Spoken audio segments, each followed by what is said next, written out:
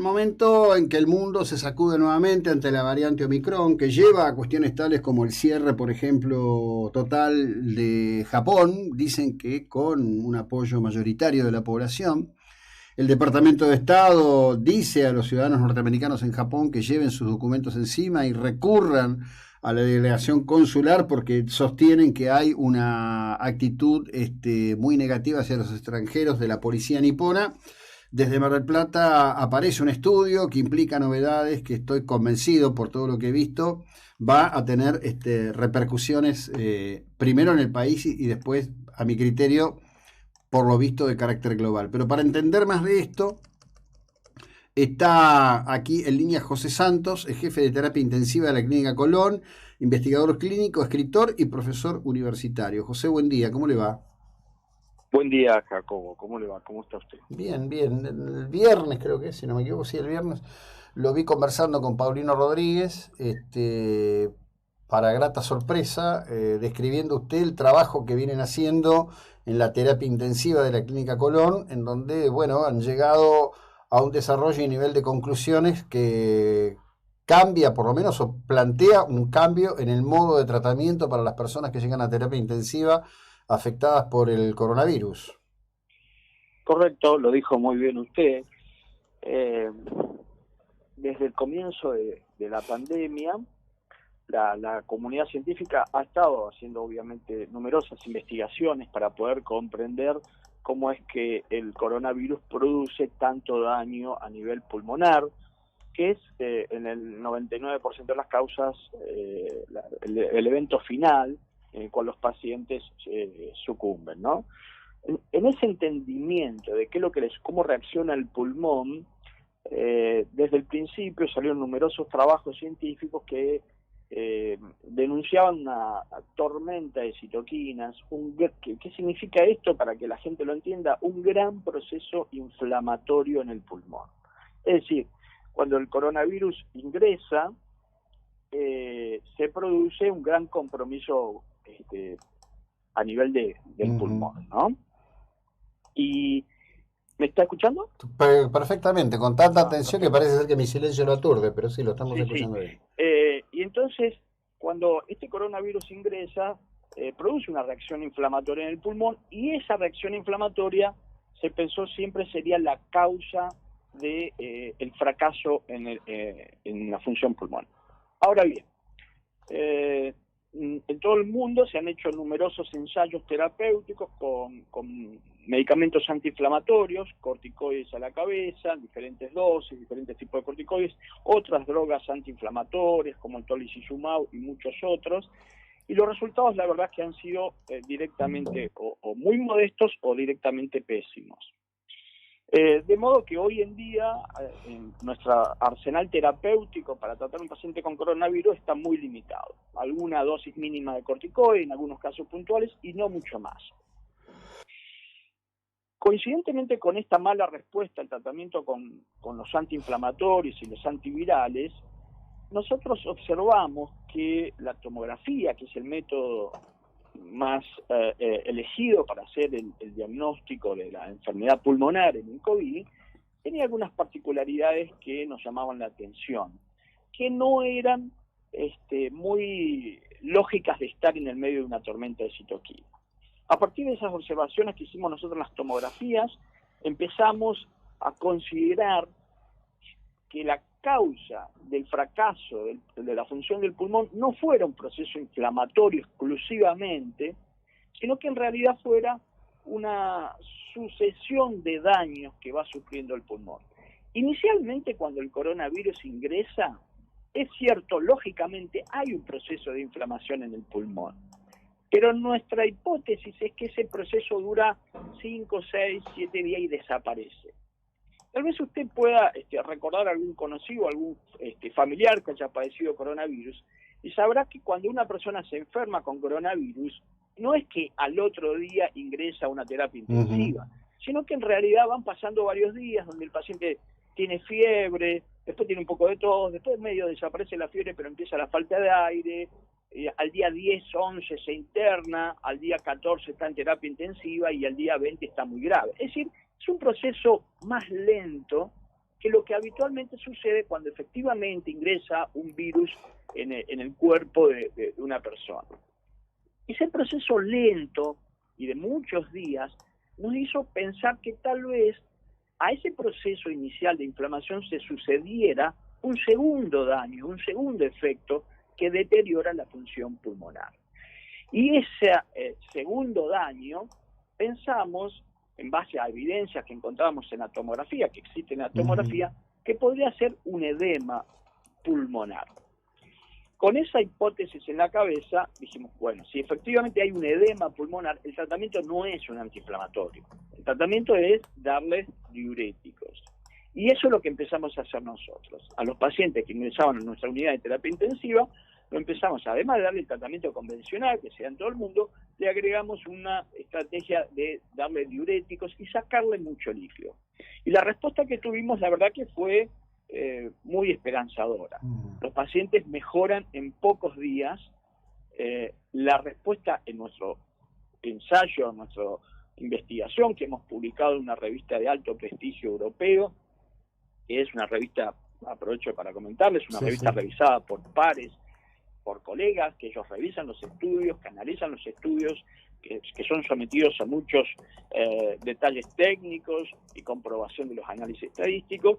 Bueno, ellos aceptaron la publicación del trabajo porque cumplió todos los objetivos que ellos proponen. En ese trabajo, que son de 20 pacientes, nosotros contamos nuestra experiencia en donde los 20 pacientes mejoraron la oxigenación. 20 pacientes que tuvieron muy buena respuesta con nuestro tratamiento, y no solamente porque mejoraron la oxigenación, sino que mejoraron las tomografías, mejoraron los exámenes complementarios, con lo cual, como bien decía usted al inicio, se abre a la comunidad científica una esperanza de tener un tratamiento que es accesible, que es económico y que sobre todo puede ser puesto en marcha en cualquier unidad de terapia intensiva de la zona, del país y del mundo, porque el medicamento que nosotros usamos es un medicamento muy común, es un diurético que está en el mercado hace más de 60 años y de hecho ni siquiera tiene patente comercial porque ya está vencida, así que ¿cuál es el acceder al tratamiento es muy sencillo, ¿no? ¿Cuál es el diurético en cuestión? Furosemida. Ajá. Hay muchos nombres comerciales, pero por ahí sus oyentes deben conocerlo como Lasix, que es una de las formas más habituales de venta comercial. Claro. Entonces, con ese enfoque nosotros hemos logrado esta mejoría. No solamente en nuestro trabajo publicamos que dándole furosemida mejoran, sino que nosotros revisamos los ensayos y las investigaciones al día de hoy y encontramos fuimos armando una suerte de rompecabezas, porque ¿qué encontramos? La plausibilidad biológica. Esto significa que lo que nosotros estamos planteando no es solamente una hipótesis y su comprobación, sino que nosotros desarrollamos por qué podría formarse el edema pulmonar en estos pacientes. Y si usted me permite 2 minutos, dígame. Me gustaría explicárselo a su audiencia. Cuando el coronavirus entra en contacto con un cuerpo humano, en realidad usted sabe que los virus están en el ambiente, en el aire, y están buscando alguna célula viva que los reproduzca, porque los virus por sí solos no se pueden reproducir. Entonces necesitan alguna célula viva, que puede ser humana o no. A ellos no es que están buscando seres humanos para infectar, están buscando alguna célula viva, que puede ser humana o puede ser de cualquier otro animal. Pero bueno, el coronavirus lo que encontró es que a través de una proteína que se llama proteína espiga, encontró que se puede unir a las células humanas. Y lo hace porque los humanos tenemos en nuestras células una proteína que se llama ECA2, abreviadamente significa enzima convertidora de la angiotensina 2. Pero nosotros técnicamente le decimos ECA2. Bien, se junta esta ECA2 que nosotros tenemos en nuestras células y a partir de ahí se mete dentro de la célula y pone a la célula como una esclava a hacer miles y miles de copias del virus, del coronavirus, y obviamente la célula se agota, estalla y se muere. Y cuando se muere libera miles y miles de copias de coronavirus que vuelven a hacer el mismo ciclo, tomar otra célula. Todo el mundo se focalizó en el daño que produce el coronavirus cuando mata las células. En cambio, nosotros nos focalizamos en la ECA2. Dijimos, bien, la ECA2 es la puerta de entrada del coronavirus para entrar a la célula, pero cuando entra, la inutiliza a todas las ECA2. Y la pregunta que nosotros decimos es, ¿para qué tenemos en nuestras células la ECA2? ¿Qué función tiene? Y hay numerosas investigaciones que demuestran fehacientemente que la ECA2 sirve, a través de otros mediadores químicos, para eliminar el exceso de líquido. Es una suerte de contrarreguladora de otra sustancia que se llama angiotensina 2, que tiene función de retener líquido. Ahora bien, esto es como, lo decía el otro día en un grupo de amigos, le digo, si usted tiene un auto que acelera mucho, va a necesitar algo para controlar ese auto, que es un sistema de frenos adecuado. Si usted tiene un auto que acelera mucho pero no tiene freno, lo más probable es que vaya a tener inmediatamente un accidente. Bien, supongamos que la angiotensina 2 es el acelerador, la ECA2 es el freno, ¿correcto? Sí. Entre el freno y el acelerador hay un equilibrio. En determinados momentos se acelera, en determinados momentos se frena. Si nosotros perdemos el freno, que es perder la ECA2, el paciente enfermo de COVID pierde la ECA2, lo que queda es que la angiotensina 2 queda liberada. Entonces, esa liberación que hacemos de la angiotensina 2 termina generando una gran retención de líquidos. Ahora bien, ¿a dónde se va a acumular el líquido en exceso que tiene un paciente con COVID? En las zonas inflamadas. Siempre le digo, si yo a usted le doy un golpe en su pulgar y automáticamente en los días siguientes usted empieza a retener líquido, la zona donde más se va a hinchar va a ser en su pulgar, porque está inflamado. Bueno, los pacientes con coronavirus, la zona que tienen inflamada son los pulmones. Si retienen líquido, ese exceso de líquido se va a juntar en los pulmones. Hay varios trabajos, un trabajo de Alemania y un trabajo de Oxford, que ya demuestran que con técnicas muy complejas que los pulmones de los pacientes con COVID tienen más líquido que una persona normal y mucho más que otras enfermedades, lo cual estaría avalando nuestra hipótesis y nuestra demostración de que con furosemida estos pacientes mejoran rápido y mejoran bien y logramos fundamentalmente evitar que el paciente requiera un respirador, un famoso respirador. Claro. Evitamos que llegue a esa instancia, con lo cual obviamente los pacientes se pueden recuperar de un modo mucho más rápido y sin tanto sufrimiento. Bien, y obviamente sin poner en riesgo su vida, ¿no? Entiendo, no sé si he sido claro. No, muy claro y muy didáctico. Entiendo que, digamos, ustedes esto tienen desarrollado en un universo relativamente pequeño de casos, que esto debería expandirse aún más. La pregunta es si esto ya está en consulta y debate por el resto de los operadores de terapias intensivas, porque la verdad que es un cambio literalmente copernicano en cuanto al modo de enfrentar el principal aspecto que ha tenido la aparición del COVID-19, que es la insuficiencia de los mecanismos justamente de terapias intensivas con respiradores y demás, ¿no? Exactamente, usted lo definió muy bien. Esto es un cambio muy significativo en el enfoque del COVID. Nosotros tenemos mucha esperanza de que conocer a toda la comunidad científica internacional. Obviamente en nuestro país estamos haciendo la difusión, cosa que quiero aprovechar a usted para agradecerle, porque difundir esta investigación es un trabajo arduo, que lleva mucho tiempo.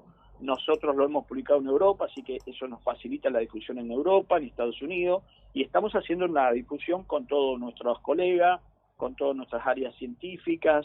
Hemos, obviamente, en la primera fase de difusión, hemos charlado mucho con nuestros colegas terapistas de la ciudad y de la zona, y la verdad que el trabajo fue recibido con mucho beneplácito, lo han leído detalladamente, estamos en contacto con ellos y todos reconocen que vale la pena empezar a prestar atención a esta línea terapéutica, porque la evidencia que nosotros mostramos es muy sólida. Es cierto, como usted dice, que es un grupo de pacientes relativamente pequeños y que esto necesita ser validado con otros trabajos en otras zonas pero bueno, este es el primer paso, y la verdad es que nosotros estamos muy reconfortados de poder ser los primeros que damos un paso en esta dirección, y tenemos mucha esperanza de que se puedan sumar más investigadores. Por eso lo publicamos nosotros, para que otros investigadores puedan hacer también sus aportes, y como siempre digo, ¿no? Ojalá que este trabajo sirva para dar un poco de luz y encontrar la punta del hilo de Ariadna que nos permita salir de este laberinto fatal que es la pandemia, antes de que el Minotauro nos termine devorando a todos, ¿no? Porque con la aparición de nuevas cepas parece que... Pero de cualquier modo, ahí, si me permite, introduzco un asterisco. Los humanos convivimos con los virus desde el origen mismo de los tiempos, probablemente antes de que fuéramos Homo sapiens. Los registros al respecto de las pandemias se remontan a la época romana. En realidad el primer registro datado con carácter científico que tenemos es la llamada gripe española, que de española no tenía nada en definitiva. Pero hoy estamos en un estadio completamente diferente. A mí me preocupa realmente y muchísimo desde el inicio de esto que ciertos parámetros que se expresaron en el primer momento, tengo muy presente el trabajo del Imperial College que hablaba de 40 millones de víctimas fatales el primer año, que después se demostró que tenía un bug, el programa de software que habían hecho correr para establecer la variable de contagio, y que cada vez que aparece algo, los títulos, digamos, de tipo catastrófico, le ganan a la razonabilidad científica. Por eso me gusta mucho poder contribuir a divulgar esto, digamos que es algo que tiene razonabilidad científica y busca una salida que es, entre otras cosas, muy económica, lo cual es muy afortunado. Sí, efectivamente.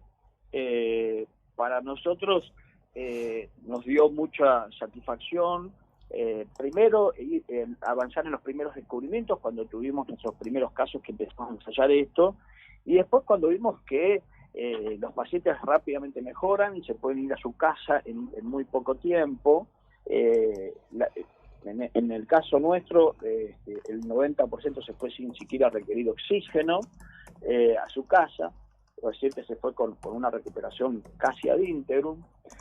Y como usted lo dice, lo que más nos alienta también es que está muy accesible a cualquier institución. Esto no requiere de una medicación ni de un equipamiento, porque no requiere en realidad de ningún equipamiento. Claro. Esto requiere de una medicación que todas las terapias intensivas del mundo la tienen en un cajón. No tienen que ir a comprar nada, está ahí. Eso creo que de por sí valida de ser considerado. Ojalá que se pueda avanzar rápidamente en investigaciones, porque si así fuera estaríamos dando un mensaje de mucha esperanza y muy tranquilizador para todo el mundo, ¿no? Sí, por supuesto que sí. José, le agradezco enormemente el tiempo que nos ha dedicado. Muchísimas gracias y muchas gracias por expresarlo aquí en la 99.9. Muy amable. Buenos días. Hasta luego. Bueno, José Santos, es jefe de terapia intensiva de la Clínica Colón.